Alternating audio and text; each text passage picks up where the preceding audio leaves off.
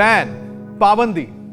जब कोई बात, कोई आदत हद पार करने लगे, सेहत, समाज, देश, दुनिया के लिए घातक बनने लगे, तो उस पर पाबंदी लगना जरूरी होता है, फिर चाहे वो कितनी भी जरूरी क्यों ना हो। तभी अमेरिका, आयरलैंड, कनाडा, ऑस्ट्रेलिया और फ्रांस के बाद अब स्वीडन ने भी बच्चों को लेकर बड़ा फैसला लिया है। 2 साल के बच्चों के सामने स्वीडन में अब फोन ऑफ रखना होगा। वैसे फोन ऑफ वाली एडवाइजरी की जरूरत तो अब भारत में भी है, और भारत को है, वाकई में है।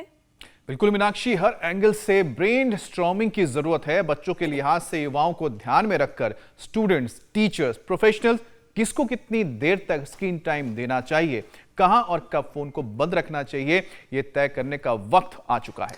आप दोनों बिल्कुल ठीक कह रहे हैं अमित और मीनाक्षी। ऐसा इसलिए क्योंकि अब हर घर के बेबी को स्मार्टफोन पसंद है। बिना फोन देखे वो खाना नहीं खाते, खेलने के लिए खिलौने नहीं, अब उन्हें फोन चाहिए। और इसकी वजह से हेल्थ इश्यूज किसी मॉन्स्टर की तरह डरावनी शक्ल लेने लगे हैं। बच्चों के दिमाग पर नेगेटिव चीजें हावी होने लगी है। मेंटल और फिजिकल ग्रोथ धीमी हो रही है। बच्चे स्लीप डिसऑर्डर, पर्सनालिटी डिसऑर्डर की गिरफ्त में आ रहे हैं। यहां तक कि 22% बच्चे तो ऑटिज्म के शिकार हो रहे हैं। मोटापा, टाइप 2 डायबिटीज, दिल से जुड़ी बीमारी, weak eye muscle, hearing problem, अब ये छोटे छोटे बच्चों की परेशानी बन गई है।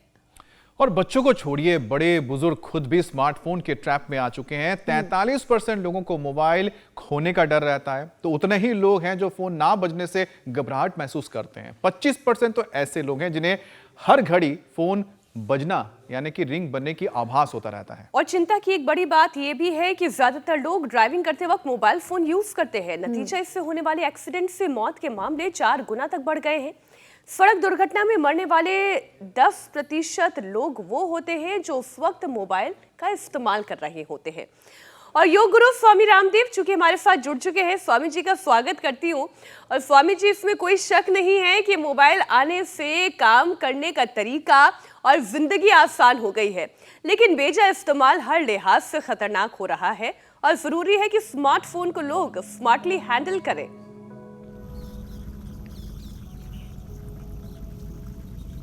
देखो, एक तो हम बच्चों को कोशिश कर रहे हैं कि जल नीति सिखाने की, आराम से करो। उधर तो एक्सपर्ट है हमारे बच्चे, जो योगासन में भी बड़े एक्सपर्ट है, जल नीति सूत्र नीति भी जो है आराम से कर ले रहे हैं। ऐसे एक नाक में डाला, प्रेशर दिया, दूसरे नाक से निकल गया। ये बच्चों को जल नीति सूत्र नीति हम बचपन से ही सिखा रहे हैं। और ये बच्चों में ही बचपन से जो कफ बढ़ता है उससे बच्चों को सिर दर्द होता है, माइग्रेन होने लग गया था। इसको क्या नाम बेटा? अहना दत्ता को। इसको भी माइग्रेन होने लग गया था। तो अब किसी भी बच्चे को माइग्रेन नहीं होगा। सब जल नीति सूत्र नीति करेंगे। जो बच्चे एडवांस योग कर सकते हैं एडवांस योग करेंगे। और जा कर के आप भी अब शीर्षासन करो, सर्वांगासन करो। ठीक है बेटा? हाँ, ले जाओ। हाँ, अनुलोम विलोम छोटे छोटे बच्चे करने लग गए। कल छोटी सी गुड़िया कर रही थी ऐसे कपालभाति, अनुलोम विलोम, बच्चों को शीर्षासन और एडवांस योग इधर हमारी योगिनी बेटियां कर रही हैं। ऐसे करना है। और ये शीर्षासन बच्चों को बचपन से ही सिखाना है हमें। ये शीर्षासन, सर्वांगासन, 5 आसन तो बच्चे नियम से करें। चलो बच्चों, कोशिश करो, ऐसे लेटो और ऐसे करो। ये सर्वांगासन, हलासन,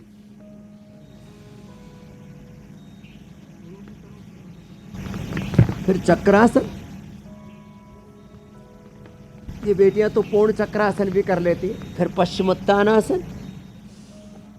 हाँ, करो करो, देखो भैया कितना अच्छा कर रहे हैं। सर्वांगासन, चक्रासन, आप भी करो बाबू, क्या बात है। हाँ, ऐसे देखा देखी करते हैं बच्चे। करो करो करो, लगे रहो। हाँ, ऐसे एक बार ताली बजा दो। मैं बच्चों ने कोशिश तो की है। सर्वांगासन भी कर रहे हैं, चक्रासन भी कर रहे हैं। हाँ, ऐसे ये धीरे धीरे अभ्यास से हो जाएगा। अच्छा कर रहे हैं बच्चे। अहना दत्ता तो ये जो है, ये तो खड़ी होकर के भी अच्छा किया बाबू ने। बच्चों को शीर्षासन, सर्वांगासन, हलासन, चक्रासन, पश्चिमोत्थानासन, ऐसे ये और सूर्य नमस्कार। क्या करना है? सूर्य नमस्कार। चलो, कौन करेगा मेरे साथ सूर्य नमस्कार? आता है? इधर आओ। आपको आता है? आओ इधर आओ। आप उधर हवन करो। एक इधर आओ। देख के करना, सीख करके, है ना? इधर आ जाओ। कैसे करना? एक ऐसे देखो, ऐसे। ये पहला अभ्यास साथ साथ करो। इधर आओ। बच्चों को सिखाएं। 1 2 पीछे जाओ, 3 आगे झुको, माथा घुटनों से लगाओ, 4 दाहिने पैर पर बैठ जाओ, पीछे वाला पैर पूरा सीधा रखो, ऊपर देखो। अब स्वामी जी, आप तो देखिए गुरुकुल चलाते हैं और इतने सारे बच्चे वहां पर पढ़ते हैं। मैं तो कई दफा इस गुरुकुल के दर्शन कर चुकी हूँ, उन बच्चों से मिल चुकी हूँ, और किसी के अंदर कोई एडिक्शन नहीं है, किसी को मोबाइल की ज़रूरत नहीं है। सब अपने टाइम टू टाइम क्लासेस जाते हैं, योगाभ्यास करते हैं और आपस में खेलने में वक्त बिताते हैं।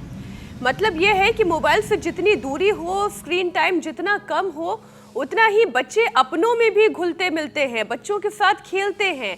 और स्टडी ये कहती है कि मोबाइल का इस्तेमाल करना ही है तो वक्त का बड़ा ख्याल रखने की ज़रूरत है।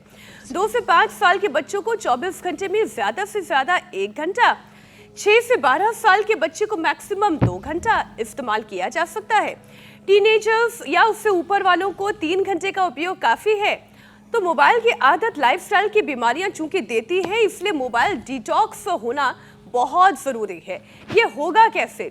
सारे बच्चे आपके गुरुकुल जैसे मोबाइल डिटॉक्स कैसे बने, ये समझाइए। इसमें ना एक नियम बनाना पड़ेगा। आपने तो छोटे बच्चों के लिए भी कह दिया कि 1-2 घंटा दे सकते। देखो, हमने तो जब 25 साल के हो गए थे, वो तो खैर हमारा पुराना ज़माना हो गया, 25-30 साल की उम्र तक मोबाइल पकड़ा ही नहीं था। पहली बात तो देखा ही नहीं था। स्वामी जी, अभी तो हाल ही में आप 25 साल के हुए हैं। मोबाइल से कोई बच्चे महान बनते हैं? कहाँ पुराना जमाना हो गया।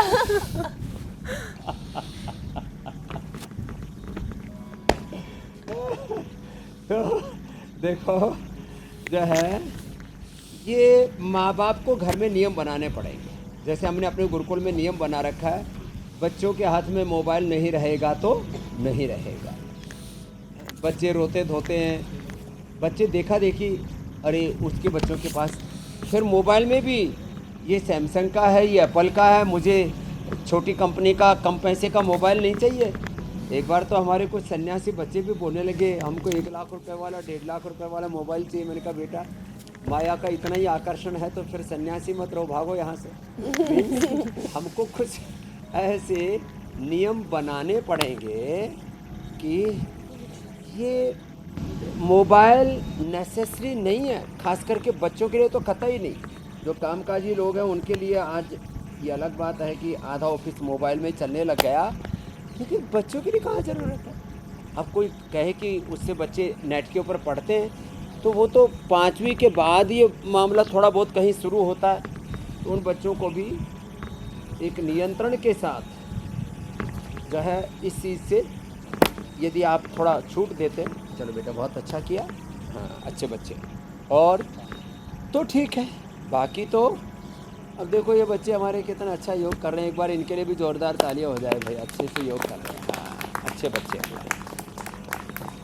सब बच्चों को 10 बार दंड बैठक, हाँ 10 बार ये करो। ए बच्चों करो, चलो ऐसे मजबूत बनोगे, ऐसे स्ट्रॉन्ग बच्चे बनना है, ऐसे करना है।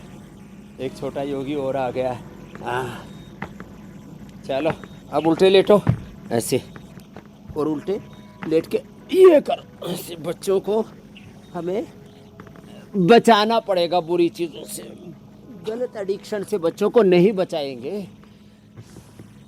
तो एक तो ये, दूसरा ये ऐसे हनुमान दंड, और फिर पार्श्वदंड, चक्रदंड, पलट दंड। ये अभ्यास तो बच्चों के होने ही चाहिए, ऐसे ऐसे। और हम तो ऐसे भी करते हैं, इसके लिए थोड़ा प्रैक्टिस चाहिए। ऐसे ये और नहीं तो ऐसे ऐसे ही कर रहे हैं। चलो बच्चों भुजंगासन करो सब। 10 बार करना है सब बच्चों को। कितनी बार? 10 बार। 1 2 3 4 और ये 5। होले होले। फिर ऐसे ऐसे। ये 10 बार से शुरू करके रोज 10-10 बढ़ा के 10 दिन में कितनी बार पहुंच जाएंगे बच्चों? 100 बार। कितनी बार बच्चों? जोर से बोलो, जोर से बोलो। 100 बार जो करेगा उसकी बॉडी बहुत स्ट्रांग बन जाएगी। हाँ, बलवान बनना है आपको, स्ट्रांग बॉडी बनानी है सब बच्चों को। ऐसे ऐसे ये और फिर ये देखो रिलैक्स होने के लिए। तो बच्चों को सूर्य नमस्कार बता दिया, बच्चों के कम से कम 5 आसन बता दिए, 100 बार भुजंग आसन बता दिया। बच्चों को अच्छा सोचने की, अच्छा देखने की, अच्छा सुनने की, अच्छा खाना पीने की, अच्छा जीवन जीने की आदत डालें। इसी को कहते हैं सात्विक सनातन आध्यात्मिक जीवन पद्धति, healthy lifestyle, spiritual lifestyle, value based, moral values, spiritual values, social values, family values, ये सिखानी पड़ती है। और इसके लिए माँ बाप को भी अपनी आदतों में सुधार करना पड़ेगा। तो एक तो भुजंगासन, फिर दूसरा ठोड़ी के नीचे दोनों हाथ ऐसे, फिर ये सलभासन। और बच्चों का आजकल बैठने का जो पोज है ना वो गड़बड़ा गया है, इसलिए सीधे लेटो बच्चों। मरकट आसन, ये सबको करना है। तो देखो जैसा आप जिएंगे, जैसा आप सिखाएंगे वही आपके बच्चे सीख लेंगे। आज वातावरण बहुत अच्छा है, चारों तरफ मेघ ही मेघ है। रात भर बादल बरस रहे थे, कल तो बहुत भयंकर बरसात हुई दोपहर में। मुझे लगता है 15 सितंबर के बाद कम हो जाएगा। इस बार तो सितम बहुत ढाया है अतिवृष्टि ने भी। लेकिन लंबे लंबे श्वासों के साथ, इस पेड़ भी कितना सुंदर लग रहा है। ऐसे पेड़ पौधों के बीच, प्रकृति के बीच। घर पर तो योग करें, अब घरों से बाहर भी निकलें। और हम आगे यह अभियान भी चलाने वाले हैं कि आपने घर में तो योग बहुत कर लिया। महात्मा गांधी जी ने सामूहिकता का हमें एक मंत्र दिया। सामूहिक प्रार्थना करें, सामूहिक रूप से पुरुषार्थ करें, सामूहिक रूप से स्वस्थता और स्वच्छता का अभियान चलाएं, सामूहिक रूप से राष्ट्र के निर्माण के लिए, सृजन के लिए आगे आए। यही है व्यक्ति निर्माण से समाज निर्माण, राष्ट्र निर्माण और युग निर्माण की प्रक्रिया। और योग से ही ये सब कुछ होगा। संगच्छध्वम संवदत्थम। तो अब धीरे धीरे योग का और विस्तार हम देखेंगे। और जिस दिन समाज के 1% लोग भी जागरूक हो गए पूरे, उस दिन एक व्यक्ति 100 को जगा देगा। 100 करोड़ लोगों का जीवन योग में हो जाएगा, लाखों करोड़ का खर्चा बच जाएगा। मैं तो सोचता हूँ योग करने लग जाए ना तो बीड़ी में, सिगरेट में, शराब में, फिर लड़ाई झगड़ा में और कई प्रकार के प्रमाद में लोग फंसे रहते हैं और पुरुषार्थ नहीं करते तो उनके जीवन में रोग के साथ दुख और दरिद्रता भी आती है। तो इस देश का प्रत्यक्ष रूप से माने अलग अलग प्रकार की बीमारी में, बुराइयों में, लड़ाई झगड़ों में और ऐसे ही बैठे बैठे प्रमाद में कम से कम 40-50 लाख करोड़ रुपए का तो नुकसान हो जाता है। और यदि सारा देश पुरुषार्थ करे, 140 करोड़ लोगों में से कुछ बच्चे और कुछ बुजुर्ग छोड़ भी दे तो 100 करोड़ लोग कहते हैं भाई 2-2 हाथ हो जाएं, दोनों हाथों से पुरुषार्थ करें तो हम 500 लाख करोड़ रुपए की इस देश की $5 ट्रिलियन की जो इकोनॉमी की बात हो रही है, हम पाए कि हम तो 6-7-10 ट्रिलियन डॉलर की इकोनॉमी देश की बना सकते हैं। तो योग से स्वास्थ्य तो बढ़ता ही है, हमारी रचना धर्मिता, उत्पादकता, गुणात्मकता, सृजनात्मकता, सकारात्मकता, दिव्यता भी बढ़ती है। तो ये पवन मुक्तासन, उत्तान पादासन तो हमने रोज की दिनचर्या का हिस्सा ही बना दिया मेरी बहन मीनाक्षी जी।